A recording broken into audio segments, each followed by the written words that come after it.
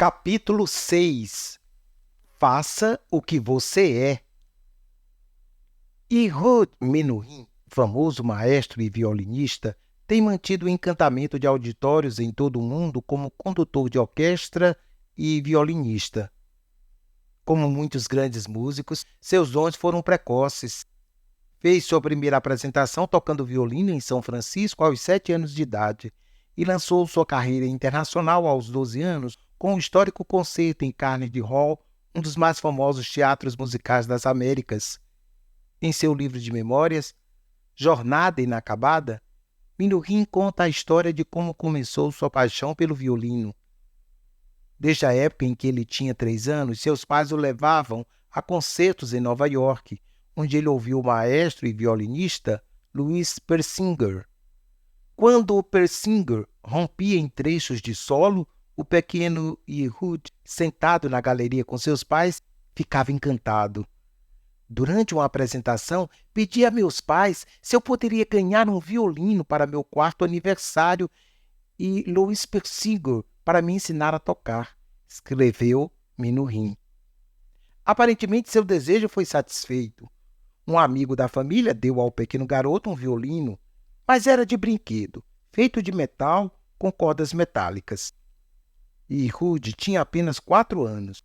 Não teria os braços e dedos que fizessem justiça a um violino de tamanho normal, mas ficou furioso. Rompi em prantos, joguei-o no chão e não queria nada a ver com ele. Refletindo sobre isso anos mais tarde, Menuhin disse que sabia que queria nada menos que o objeto verdadeiro, porque eu sabia instintivamente que tocar era ser. Tais histórias são comuns nas vidas de artistas criativos. Art Shaw, clarinetista famoso nos dias das grandes bandas, compartilhou seu coração com um entrevistador. Talvez 2 vezes na vida eu tenha alcançado o que eu queria. Uma vez estávamos tocando These Foolish Things e no final a banda para e eu toco uma pequena cadença. Essa cadença ninguém toca melhor que eu. São apenas 5 compassos. É uma coisa muito boa para se fazer numa vida. Um artista deve ser julgado por seu melhor, assim como o atleta. Escolha 1 ou 2 das minhas melhores coisas e diga: foi isso que fizemos. Tudo o resto foi apenas ensaio. John Coltrane, saxofonista que tocava com Dizzy Gillespie e Miles Davis, disse algo muito semelhante. No começo dos anos 50, Coltrane quase morreu de overdose de drogas em São Francisco. E quando se recuperou, parou com as drogas e a bebida e colocou sua fé em Deus. Algumas de suas melhores peças de jazz vieram depois disso, incluindo A Love Supreme, um ardente derramar de ações de graças a Deus pela sua bênção e oferecendo sua própria alma. Depois de uma apresentação extraordinária de A Love Supreme, Coltrane desceu do palco, colocou de lado o saxofone e disse simplesmente: "Nunc dimittis". São as palavras em latim do começo da oração de Simeão, cantada tradicionalmente na oração da noite. Senhor, deixa teu servo ir em paz, pois os meus olhos viram a tua salvação. Coltrane achava que jamais poderia tocar essa peça com mais perfeição. Se sua vida inteira tivesse sido vivida para aqueles apaixonados 32 minutos de oração em forma de jazz, teria valido a pena. Ele estava pronto para morrer. O que você tem que não lhe foi dado? Tocar era ser, disse Ehud Menuhin. O resto era só ensaio, disse Art Shaw. Nunc dimittis, disse John Coltrane. De alguma forma, nós, seres humanos, nunca estamos mais felizes do que quando estamos expressando os dons mais profundos que são verdadeiramente nós. Com frequência, obtemos um vislumbre revelador desses dons no começo da vida. Graham Greene escreveu em O Poder e a Glória: há sempre um momento na infância quando a porta se abre para deixar o futuro entrar. Incontáveis exemplos poderiam ser acrescentados a essas histórias, mas todos apontam para outro aspecto crucial do chamado. Deus normalmente nos chama pelas linhas de nossos dons, mas o propósito de nossa genialidade é mordomia e serviço, não egoísmo. Apenas ter um dom especial não ajuda a discernir nosso chamado. O dom se alinha em resposta ao chamado de Deus ao longo de outros fatores, tais como herança familiar e oportunidades em nossa própria vida, a direção de Deus e nossa prontidão de fazer o que Ele mostra sem questionar. Se focalizarmos nos dons especiais como meio central de discernir o chamado, estaremos fazendo o reverso do que a maioria das pessoas pensa. Geralmente, quando conhecemos pela primeira vez uma pessoa, não demora muito e estamos perguntando: o que você faz? A resposta vem: sou advogado, sou motorista de caminhão, sou professora ou qualquer que seja a profissão. Muito mais que um nome ou lugar de nascimento, o emprego nos ajuda a colocar as pessoas no mapa de nossa mente. Afinal de contas, o trabalho para a maioria de nós determina grande parte de nossa oportunidade de significado e a quantidade de bem que somos capazes de produzir em uma vida. Além do mais, o trabalho toma tantas horas do nosso dia em que estamos acordados que nossos empregos passam a definir-nos e dar-nos identidade. Tornamo-nos aquilo que fazemos. O chamado reverte tal pensamento. O senso de chamado deve preceder a escolha de emprego e carreira profissional, e a principal forma de descobrir o chamado é seguir a linha do que cada um de nós foi criado e dotado a ser. Em vez de "você é o que você faz", o chamado diz "faça o que você é". Como disse o grande poeta cristão Gerard Manley Hopkins no poema sobre martins pescadores e libélulas: "O que faço sou eu, para isso eu vim". Albert Einstein, ainda adolescente, tinha em vista a física teórica e a matemática. No ensaio de dever de casa, ele escreveu, em Assau, Suíça: "Isso é bastante natural. Sempre gostamos de fazer as coisas para as quais temos habilidade. Para ser justo, existe uma tendência crescente de enquadrar os empregos com as pessoas. Agrade a si mesmo, o segredo de satisfação na carreira", promete um livro, mas muitas dessas abordagens são inadequadas quando comparadas com o chamado. Primeiro, as abordagens mais seculares tendem a usar tipos de personalidade muito gerais em seus testes. Os resultados, portanto, são gerais demais para serem específicos ao indivíduo e mais sobre características gerais de personalidade do que sobre os dons especiais dos indivíduos. Segundo, até mesmo as abordagens mais claramente cristãs muitas vezes sofrem fraquezas. Alguns usam testes que concentram nos dons espirituais e ignoram os dons naturais. Isso permite aos que estão administrando os testes, em geral grandes igrejas, usar os resultados para dirigir as pessoas a empregar seus dons descobertos dentro de suas igrejas, assim desviando-as de seus chamados na área secular e aumentando a distorção católica. Outros ampliam o teste para descobrir dons espirituais e naturais, mas divorciam a descoberta de quem é dotado do culto e do escutar, que são essenciais ao chamado, aumentando assim a distorção protestante. O resultado é uma consciência aguçada de dons e talentos, mas a ênfase na habilidade conduz ao egoísmo, em vez de levar à mordomia cristã. O arcebispo William Temple ressaltou este perigo severamente. Escolher uma carreira ou profissão com base egoísta, sem um senso verdadeiro de chamado, é provavelmente o maior pecado individual que um jovem possa cometer, pois é a retirada deliberada da aliança com Deus da maior parte de seu tempo e sua força. No entendimento bíblico de capacitações e dons, os dons nunca são nossos para nós mesmos. Não temos nada que não nos tenha sido dado. Nossos dons pertencem, em última instância, a Deus e nós somos apenas mordomos, responsáveis pelo gerenciamento prudente de propriedade que não nos pertence. É por isso que nossos dons são sempre nossos para os outros, sejam os da comunidade de Cristo ou a sociedade mais ampla de fora, principalmente nosso próximo necessitado.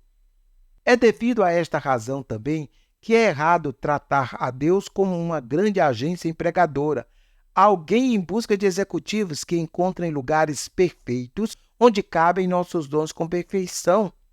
Não é que Deus esteja achando um lugar para nós conforme nossos dons, mas que Deus nos criou a nós e nossos dons para um lugar de sua escolha, e só seremos nós mesmos quando finalmente estivermos lá. E só seremos nós mesmos quando finalmente estivermos ali. O tema do propósito mais amplo dos dons não tinha ambiguidade para os puritanos. John Coram, por exemplo, era eminente pastor do século XVII e arquiteto do congregacionalismo da Nova Inglaterra. Educado nas faculdades de Trinity e Emmanuel, na Universidade de Cambridge, ele pregou seu famoso sermão de despedida, a promessa de Deus para a sua plantação, no embarque da Arbela, em 1630. 3 anos mais tarde, ele próprio veio ao Novo Mundo. Seu sermão, o chamado cristão, é uma repetição emocionante em 7 pontos sobre o assunto. Coram dá 3 critérios para a escolha de um emprego. O primeiro é que seja um chamado garantido, do qual possamos fazer um alvo não só para nós, mas para o bem público. Os outros critérios eram que sejamos bem dotados para a tarefa e guiados a ela por Deus, critérios que certamente estariam acima do primeiro que Coram deu na lista da maioria das pessoas hoje. Todos que procuram seguir a Cristo e responder seu chamado devem procurar o elo-chave entre seus dotes e seu chamado, utilizando os melhores livros cristãos sobre o assunto. Existe alegria em cumprir um chamado que se enquadra em quem somos e, como a coluna de nuvem e de fogo, vai adiante de nossas vidas para nos conduzir. Mas quem somos? Qual o nosso destino? O chamado insiste que a resposta esteja no conhecimento de Deus, de o que Ele nos criou para ser e aonde Ele nos chama para ir. Nossos dons e destinos não estão expressamente nos desejos de nossos pais, os planos de nosso patrão, as pressões de nossos amigos, os prospectos de nossa geração ou as exigências de nossa sociedade. Em vez disso, cada um de nós precisa conhecer nosso desenho único, singular, que é o plano de Deus para nós. Nosso para os outros. Não é de surpreender que o foco nas habilidades especiais pode ser tão perigoso como é também maravilhoso. O encorajamento para fazer o que somos pode ser interpretado como cheque em branco para a autoindulgência. Mas as fortes tentações vêm pela linha das mais nobres verdades, que é o caso aqui. O princípio é tentador porque é verdadeiro. Na verdade, Deus nos chama para sermos nós mesmos e fazer o que somos. Mas só somos verdadeiramente nós mesmos e podemos realmente fazer o que somos quando obedecemos o chamado de Deus. Desenvolver os dons que são nossos para os outros, assim não é egoísta, mas serviço em perfeita liberdade. O perigo, porém, permanece. Vale a pena observar algumas distinções feitas através da história a respeito de chamado. Essas nos ajudam a equilibrar a dotação com a mordomia. Em cada caso, a tentação está em lembrar apenas da dotação e esquecer-se da responsabilidade de mordomia. Mas, mantendo em mente a ambas, podemos nos dirigir com certeza pelos princípios do chamado e evitar os perigos. Em toda essa discussão, os termos chamado e vocação devem ser sinônimos. Cuidado com aqueles que fazem da vocação algo diferente do chamado. Se vocação for usada distintamente de chamado e usada para se referir ao clero, é na certa sinal da distorção católica. Se vocação for usada distintamente de chamado para se referir ao trabalho e à ocupação, certamente estará revelando a presença da distorção protestante. Primeiro, devemos lembrar a distinção entre chamado individual ou particular e o chamado corporativo, geral. O egoísmo prefere o primeiro, mas a mordomia cristã respeita a ambos.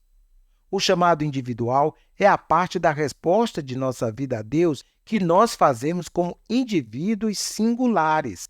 O chamado corporativo, por outro lado, é aquela parte da resposta de nossa vida a Deus que abarcamos juntamente com todos os demais seguidores de Cristo. Por exemplo, todos os seguidores de Cristo são chamados para ser santos e pacificadores, simplesmente em decorrência de sermos seguidores de Cristo. Nosso chamado corporativo, que será examinado em outro capítulo, é essencial porque evita que o chamado se torne em individualismo exagerado. Os chamados individuais deveriam complementar, não contradizer, o chamado corporativo. Se houver discordância, o chamado corporativo, conforme exposto nas Escrituras, deverá ter precedência. Qualquer pessoa que cite seu chamado individual como base para rejeitar o chamado corporativo da Igreja está se iludindo. Caracteristicamente, os puritanos pensavam sobre o chamado corporativo tanto quanto o chamado individual. William Perkins, deão dos puritanos, escreveu sobre a vocação, aconselhava que todo chamado deve caber no homem e todo homem deve caber em sua vocação. As duas metades da regra são necessárias, disse ele, pois quando os homens estão fora de seus chamados certos em qualquer sociedade, é como se uma junta estivesse fora do lugar no corpo. Segundo, devemos lembrar a distinção entre um chamado mais tarde, especial, e nosso chamado original, ordinário. Mais uma vez, o egoísmo prefere o primeiro, mas a mordomia cristã respeita a ambos. Um chamado especial se refere a tarefas e missões colocadas sobre um indivíduo através de uma comunicação direta, específica e sobrenatural da parte de Deus. O chamado ordinário, por sua vez, é o senso de propósito de vida e tarefa para a vida que o crente tem em resposta ao chamado primário de Deus. Segue-me. Mesmo quando não houver uma comunicação direta, específica e sobrenatural da parte de Deus quanto a um chamado secundário. Em outras palavras, o chamado ordinário pode ser visto em nossa responsabilidade de exercer um alto grau de empreendimento, estilo capitalista, quanto ao modo como vivemos nossa vida.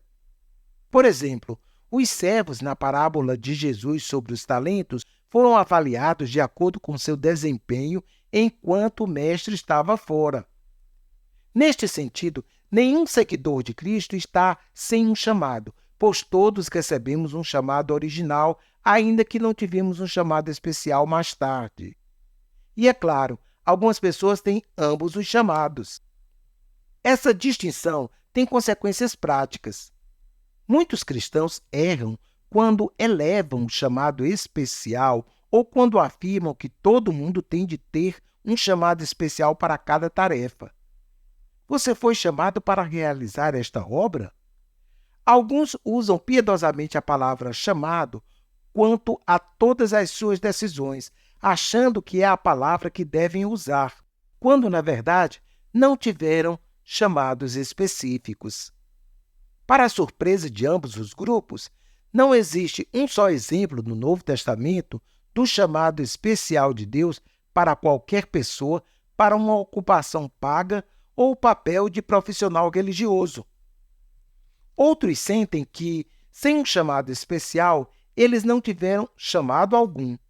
Ficam por aí, esperando direção e tornam-se passivos, desculpando-se dizendo que não foram chamados. Mas tudo o que estão fazendo é confundir os dois tipos de chamados e enterrando seus verdadeiros talentos engolados num guardanapo no chão. Não é preciso dizer que a própria noção de chamado especial por Deus muitas vezes mostra que, de fato, algo vai mal no entendimento do chamado original. Essa tensão é mais nítida no profeta.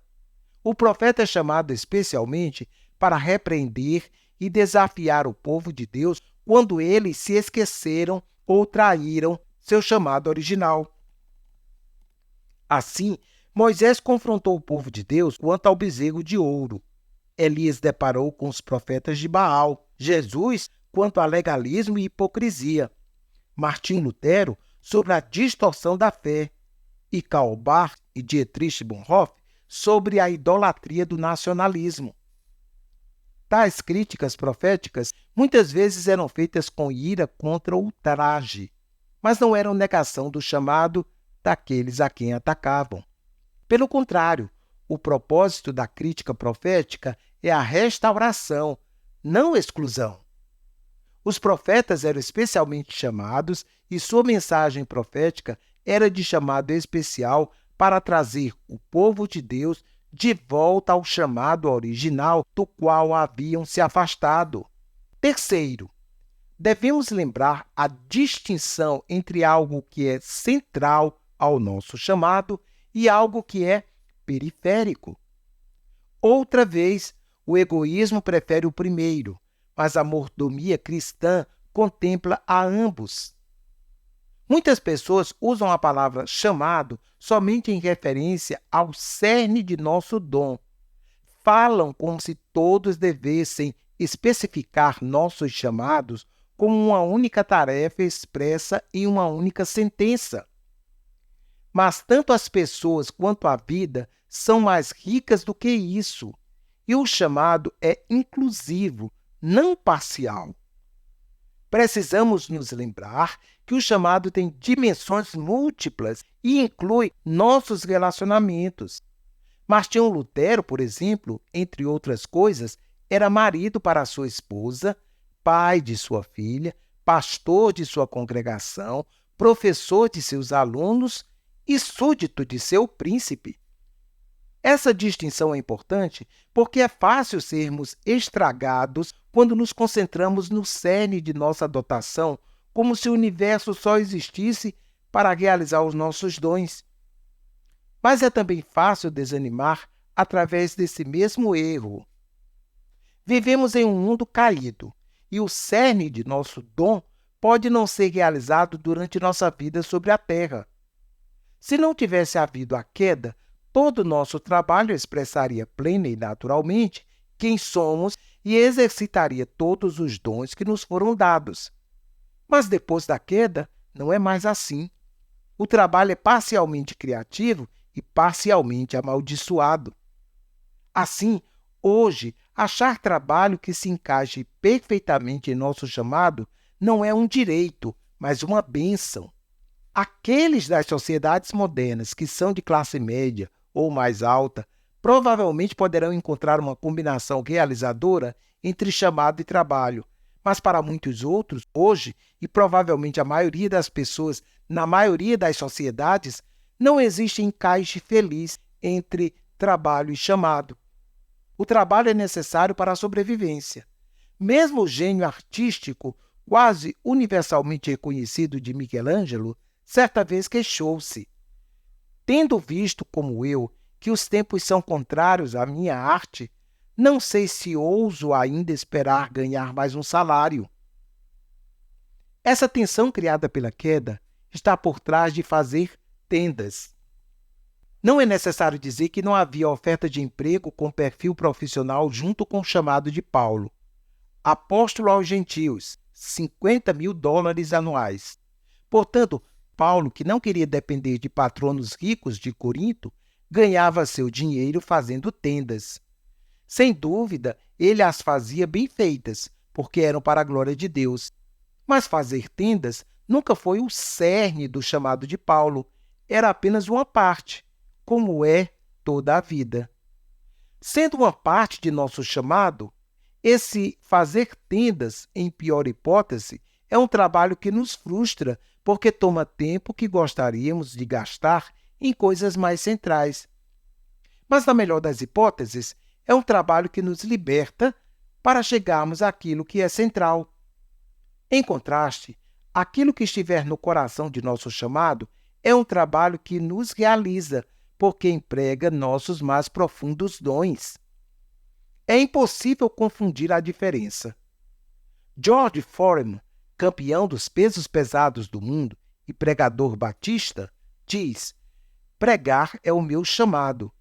Boxear, para mim, é apenas um bico, do mesmo jeito que Paulo fabricava tendas. Quarto, precisamos nos lembrar da distinção entre a clareza do chamado e o mistério do chamado. Novamente, o egoísmo prefere o primeiro, mas a mordomia cristã leva em conta a ambos. Entendemos o que Deus está nos chamando para ser e fazer através da adoração, ouvindo a Deus e descobrindo nosso dom, entendendo assim com clareza nosso senso de chamado. Mas quando corremos displicentemente, tentando explicar tudo, revelamos nossa moderna arrogância e nos esquecemos do lugar do mistério naquilo que Deus lida conosco. Oswald Chambers, escrevendo sobre chamado especial, disse: se você consegue dizer onde recebeu o chamado de Deus e tudo o que há sobre isso, questiono se você realmente tenha recebido um chamado. O chamado de Deus não vem dessa maneira, é muito mais sobrenatural.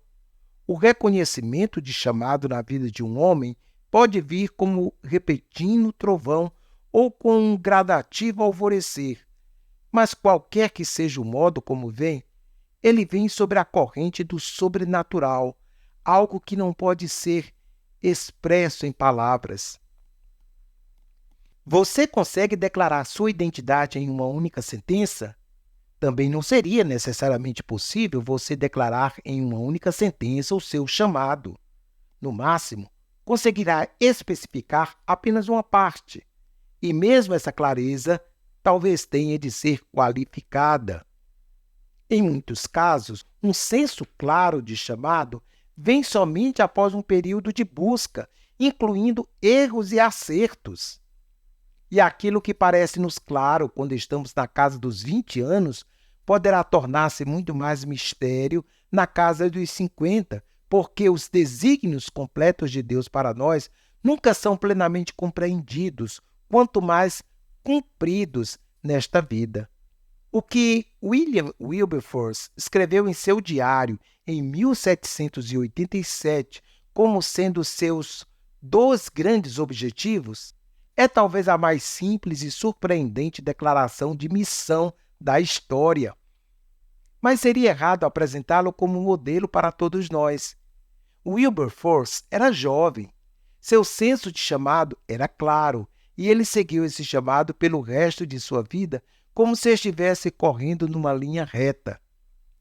Já Alexander Solzhenitsyn, uma lenda viva no século XX, como um movimento de resistência ao totalitarismo feita por um homem, representa um caminho muito diferente. Quando ele estava com 55 anos, próximo do clímax de sua titânica luta com os soviéticos, com mais 20 anos de projetos de escrita ainda a ser realizados, seu senso de chamado era apaixonado. A única coisa que me preocupava era que não fosse dado tempo para realizar tudo. Eu sentia como que prestes a preencher um espaço no mundo que foi deixado para mim e que havia esperado por mim como se fosse um molde, feito somente para mim, mas que eu só consegui discernir neste exato momento. Eu era uma substância derretida, impaciente, insuportavelmente impaciente, por ser derramado em meu molde, enchendo-o até em cima, sem bolinhas de ar ou rachaduras, antes de esfriar e endurecer. Mas o senso de chamado de Solzhenitsyn nem sempre fora tão claro e apaixonado. Originalmente, nem estava ali porque ele não conhecia aquele que o chamaria e mal sabia de seu dom. Vaguei até a literatura sem pensar, e odeio pensar em que espécie de escritor eu teria me tornado, disse ele.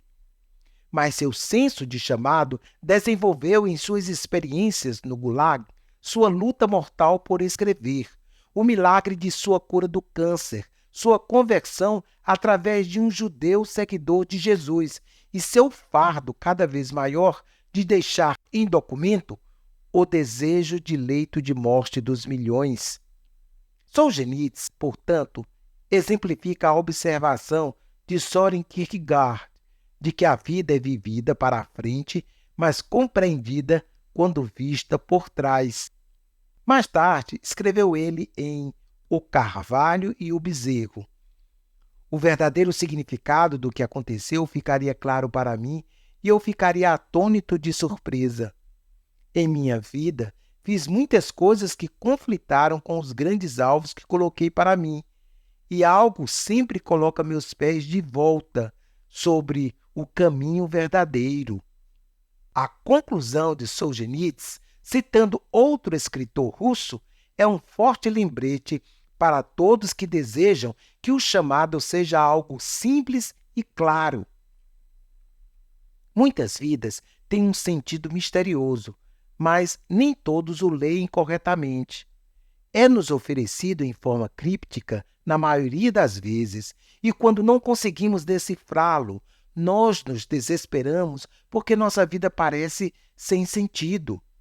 O segredo de uma grande vida, muitas vezes, está no sucesso que a pessoa tem de decifrar os símbolos misteriosos a ele outorgados, compreendendo-os e, assim, aprendendo a andar no caminho da verdade. Você quer que os melhores e mais maravilhosos dons que Deus lhe deu se corroam, gastos em seu próprio eu? Ou deseja que sejam libertados ao amadurecimento enquanto você une suas habilidades mais profundas com as necessidades de seu próximo e a glória de Deus? Ouça Jesus de Nazaré. Responda a seu chamado.